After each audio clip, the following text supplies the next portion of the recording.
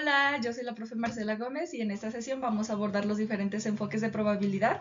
A lo largo de la clase veremos cómo se diferencian y en qué situaciones es más adecuado utilizar cada una de ellas. Bienvenidos. Bueno, para abordar entonces los enfoques de probabilidad, aquí vemos los diferentes enfoques, en el cual en el primero tenemos la probabilidad subjetiva. Esta se basa en la experiencia, el juicio y la percepción que tiene una persona. Se utiliza principalmente cuando no hay datos suficientes y se debe estimar un valor de probabilidad. Por otro lado, también tenemos la probabilidad objetiva, la cual se divide pues, en dos tipos. Se fundamenta en información que es verificable, ya sea teórica o basada en datos. Dentro de la probabilidad objetiva, entonces, tenemos la probabilidad clásica, en la cual se basa más en resultados que son igualmente probables. Es decir, que todos los resultados o los sucesos dentro del experimento tienen la misma probabilidad de ocurrir. Y por otro lado tenemos la probabilidad frecuentista o a posteriori también, en la que basamos los resultados en datos observados y frecuencias reales que se ubican o que se establecen a partir de un periodo de tiempo. Esta clasificación nos permite precisamente entender qué tipo de probabilidad estamos utilizando según el contexto del problema. Bueno, vamos a iniciar entonces con la probabilidad subjetiva. Como lo habíamos mencionado, esta probabilidad se basa en la opinión de una persona, ¿cierto? Que generalmente es un experto, el cual utiliza una información disponible para asumir un valor de probabilidad frente a una situación.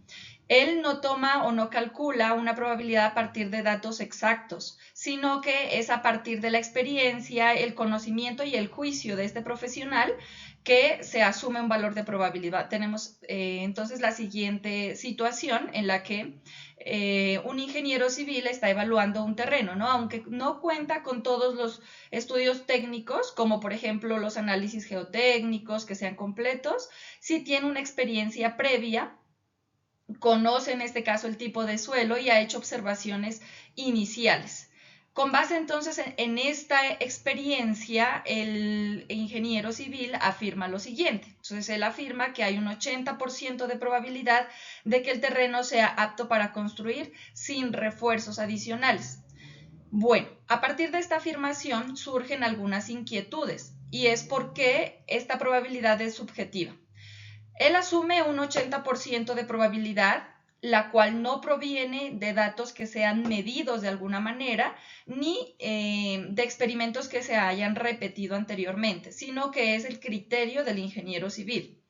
En este caso, frente a la pregunta de las desventajas, ¿cierto?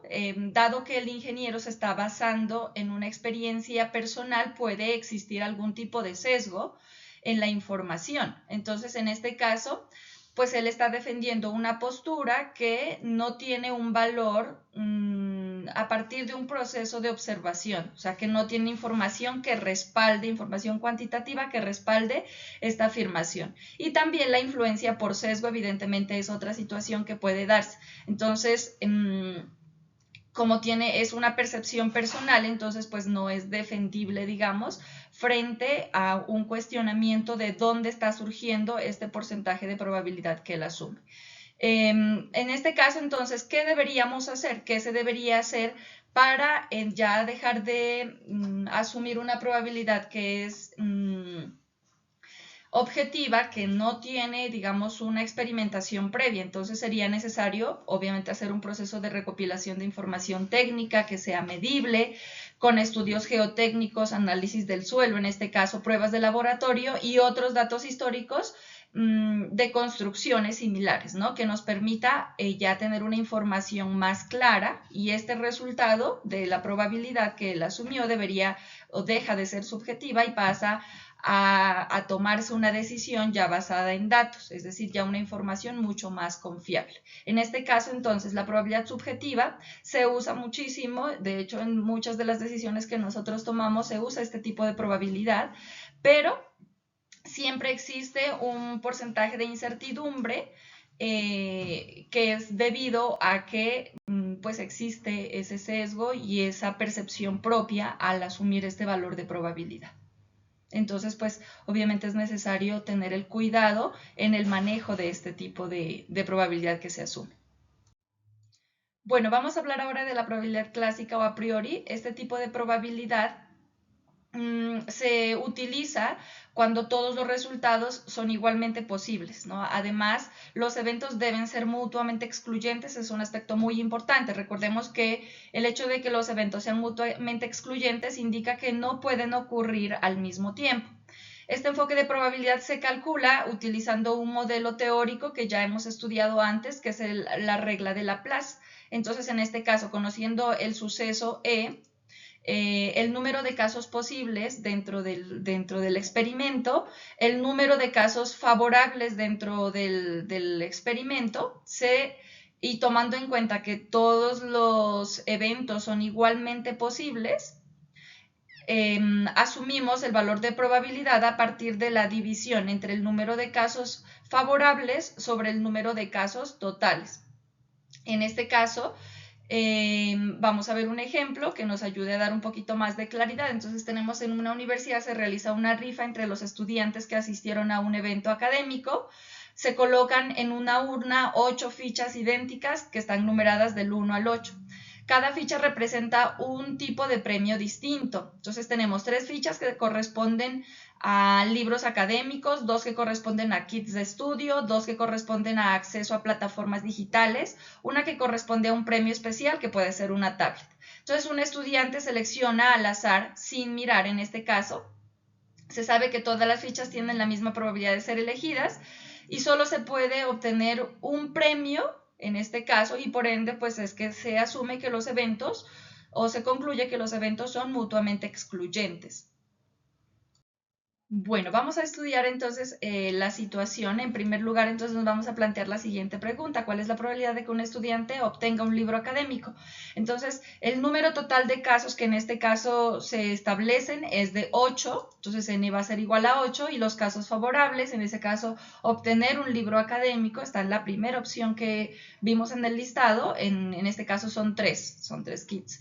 Y entonces, aplicando la regla de Laplace, tendríamos que la probabilidad, en este caso, h sobre n, donde h son los casos favorables y n el número total, corresponde a 3 octavos, y en decimal sería entonces al dividir 0,375, y el resultado en porcentaje que correspondería a 37.5, es decir que tendríamos un 37.5 de probabilidad de que el estudiante obtenga un libro académico. Bueno, la siguiente pregunta es, ¿cuál es la probabilidad de que el estudiante no obtenga un libro académico? Que sería lo contrario del primer escenario.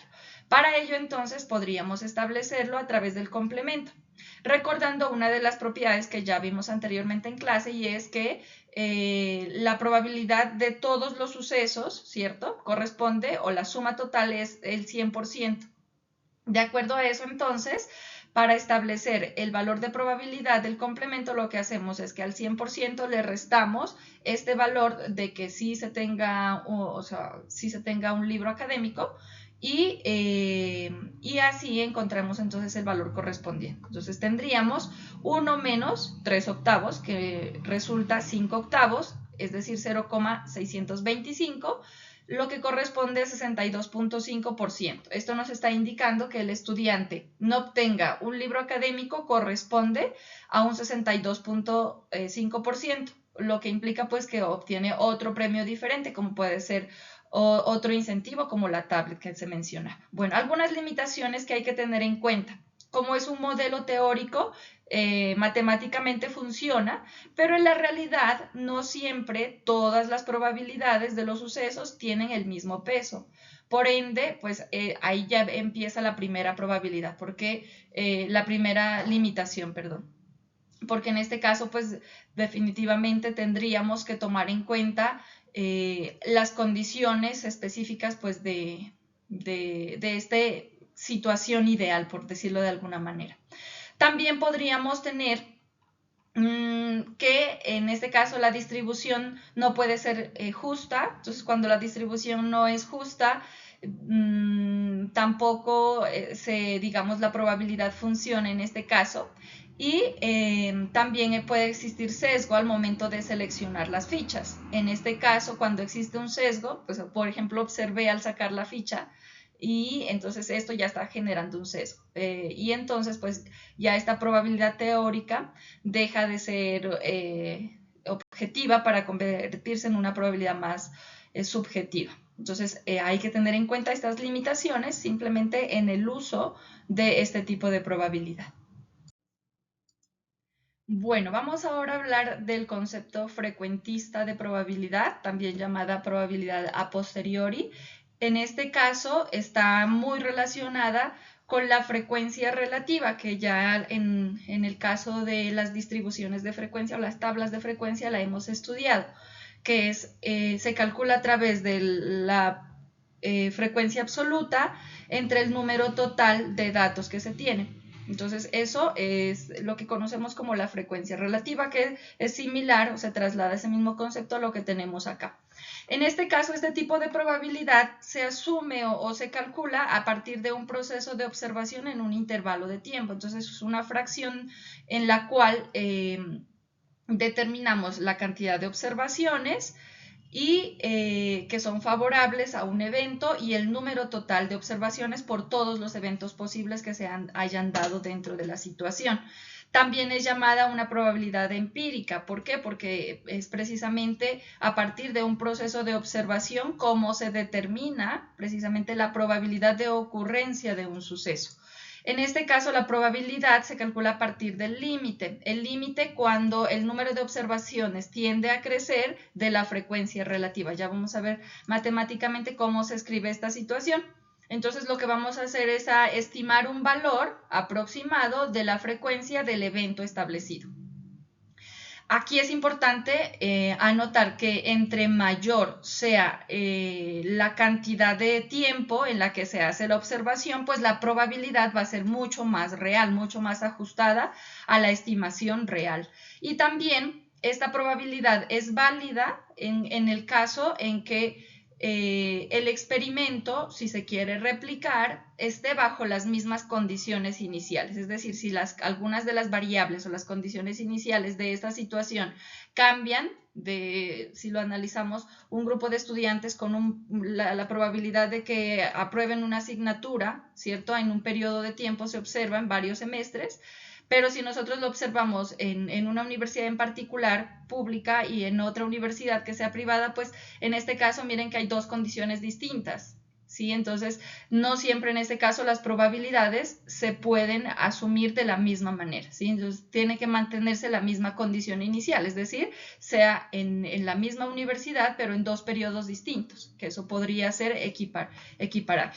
Y de acuerdo a ello, entonces, la probabilidad se calcula a través de, o se asume a través de el límite cuando el número de observaciones n tiende a crecer mucho, tiende a ser muy grande, n tiende a infinito de la frecuencia relativa.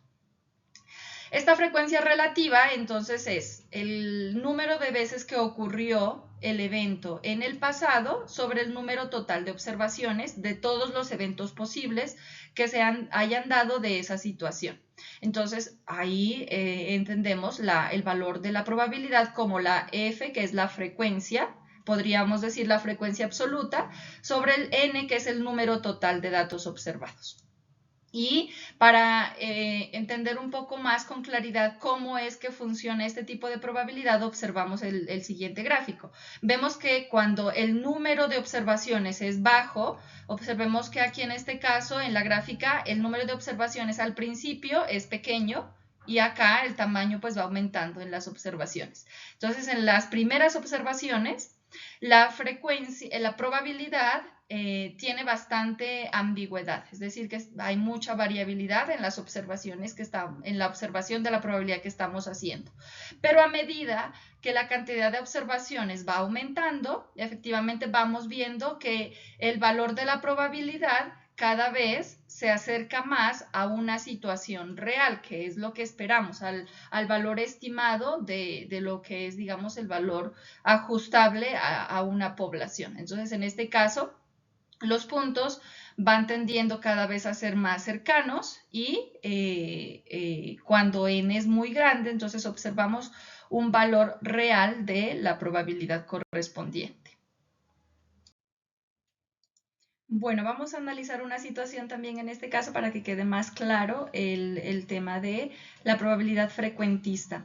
Vamos a asumir el contexto de una universidad que durante un semestre académico registra los resultados de 500 evaluaciones finales en una asignatura.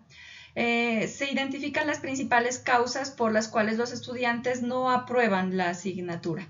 En este caso, las principales causas fueron bajo desempeño en exámenes, con 180 ocurrencias, inasistencia a las evaluaciones, también en 130 casos, entrega incompleta de trabajos en 100 casos, problemas personales reportados, también 60 casos, y otras razones, en este caso 30 casos. A partir de ahí, entonces, una pregunta importante que nos debemos hacer es cuál es la probabilidad de que un estudiante no apruebe por bajo desempeño en exámenes. Entonces, aquí observamos que dentro de las causas, la que tiene mayor frecuencia es la primera, que es bajo desempeño en exámenes, ¿no? Entonces, para responder a la pregunta, en este caso hay un 36% de probabilidad de que los estudiantes no aprueben la asignatura por bajos resultados en los exámenes que se aplicaron en la asignatura. Lo que en la realidad se da, es el porcentaje más alto, digamos, de ocurrencia en relación con las causas que generan pérdida de asignaturas y por ende también deserción escolar. Bueno, ¿cuál entonces debería ser la causa o la situación que debe priorizarse dentro de estas ocurrencias que se están dando dentro de la pérdida de la asignatura para que pues se generen reportes más positivos en relación con los porcentajes de aprobación? En este caso, pues hay que enfocar de pronto algunas estrategias que vayan en mejorar los resultados en los exámenes, ¿cierto? Entonces, de pronto hacer un proceso de acompañamiento, que haya efectivamente una equivalencia entre lo que se está enseñando y lo que se está evaluando. Bueno, ahí hay que mirar también algunas estrategias de evaluación que permitan que los estudiantes pues puedan mejorar en estos resultados y no se den tantas observaciones, que en este caso vemos 180 observaciones de las 500 que se dieron en total de todos los casos, de todas las causas posibles de la pérdida de la asignatura. Esto también es importante mencionarlo para que permita mejorar pues ese rendimiento académico. Aquí también es importante recordar algunas limitaciones, ¿no? Porque dentro de las teorías o los enfoques de probabilidad que hemos visto, nos hemos dado cuenta que hay algunas limitaciones en cada una de ellas. En particular en la probabilidad frecuentista, recuerden que un aspecto importante a tener en cuenta es que se mantengan las mismas condiciones iniciales. Para este ejemplo podría ser que se mantienen en este caso el mismo tipo de estudiantes, el mismo contexto académico, el mismo tipo de evaluación, para que de esta manera podamos comparar, por ejemplo, con la misma asignatura en 2 periodos académicos, y esto nos permita pues establecer algunos puntos de comparación importantes para tomar decisiones. Bueno, en síntesis, a lo largo de esta sesión analizamos los principales enfoques de la probabilidad subjetiva, en la cual tenemos la experiencia y el juicio del experto para establecer un valor específico, la probabilidad objetiva, que se fundamenta ya en información que es más verificable. Dentro de esta tenemos los dos tipos, ¿no? La probabilidad clásica, que se utiliza cuando los resultados son igualmente probables, y la probabilidad frecuentista, o a posteriori, que se utiliza cuando se dispone de datos que son reales, que se han observado a través de un periodo de tiempo. Todos los 3 enfoques son válidos, no es que uno sea mejor o peor que el otro, solamente depende de cada situación que se esté analizando. Elegir un enfoque adecuado, pues obviamente va a depender del contexto específico y de la información que se dispone. Entender pues la diferencia entre el uso de cada uno de estos enfoques permite mejorar los resultados que se esperan y tomar decisiones más informadas y fundamentadas para el logro de la solución de un problema específico. Muchísimas gracias por su atención.